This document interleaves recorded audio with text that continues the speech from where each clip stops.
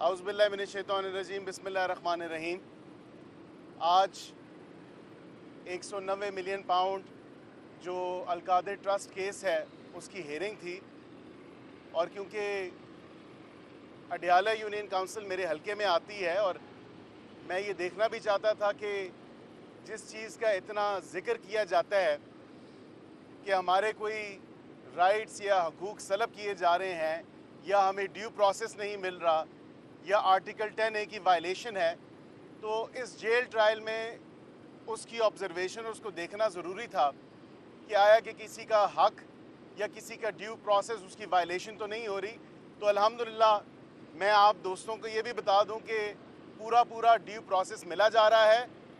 اور article 10A کی بھی امپلیمنٹیشن کو انشور کیا جا رہا ہے۔ ٹرائل کے قانون کے اور آئین کے تمام تر تقاضوں کو پورا کیا جا رہا ہے۔ آج جو یہ پروسیڈنگ تھی اس میں کیونکہ دونوں طرف سے بحث ہوئی اور میں نے اس کو آبزرو بھی کیا ایز این آبزرور، کیونکہ میں خود ایک وکیل ہوں اور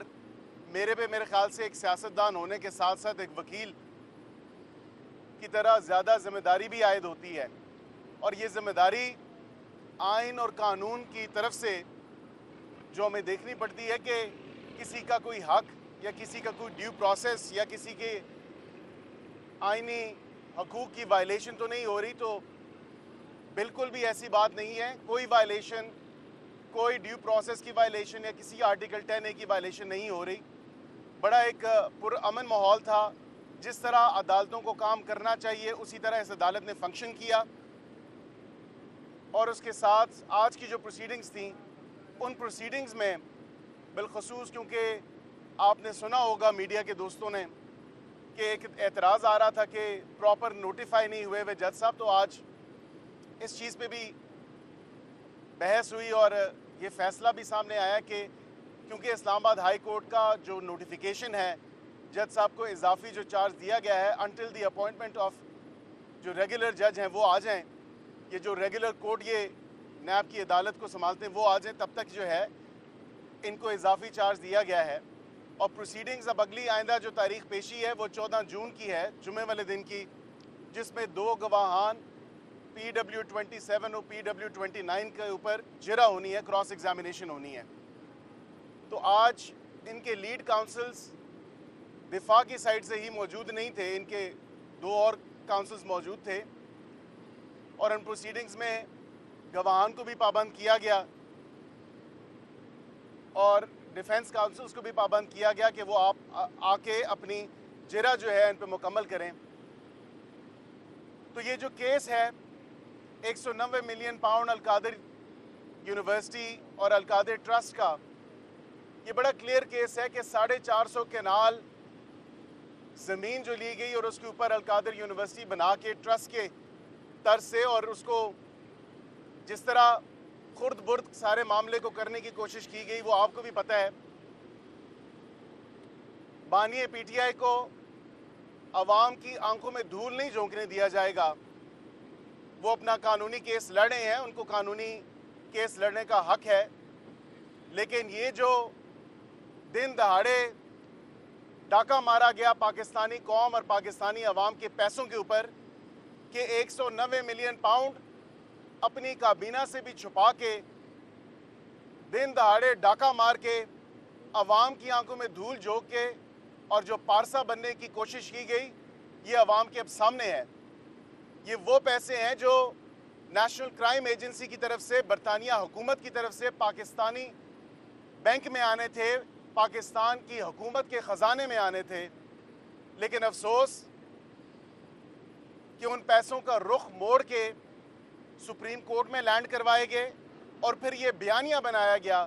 کہ کیا وہ سپریم کورٹ میں آئیں یا حکومت پاکستان کے اکاؤنٹ میں آئیں۔ بات تو یہ ہے کہ پیسے تو یہاں پہ آ رہے تھے، بات یہاں پہ نہیں رکتی، بات یہ ہے کہ ان پیسوں سے جو آگے فائن پے کیا گیا تھا اس کی ٹریل کہاں پہ ہے۔ یہ بانی PTI اور ان کے اس ٹولے کو جواب دینا پڑے گا عوام کو اور قوم کو،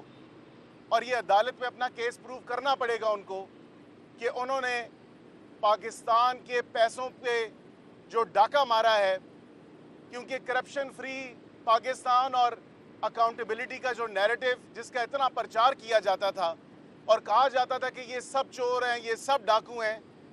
अल्लाह की शान और अल्लाह की कुदरत पाकिस्तानी कौम भी देख रही है, पाकिस्तानी अवाम भी देख रही है कि किसी चीज़ से डिनाइबिलिटी नहीं है,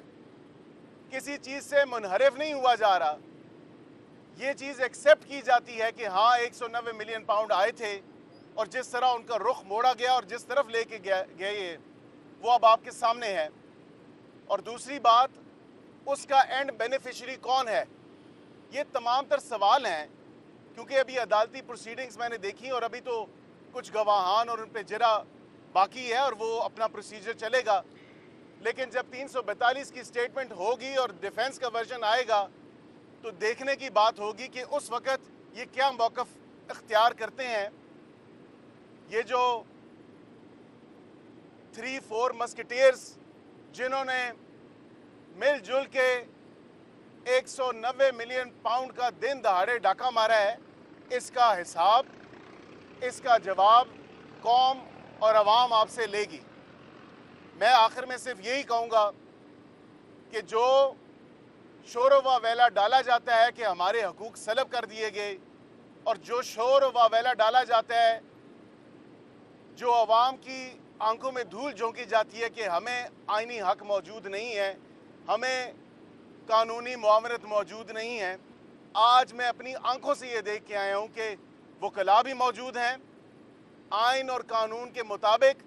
तमाम तर प्रोसीडिंग्स को इंश्योर किया जा रहा है और बिलखसूस ड्यू प्रोसेस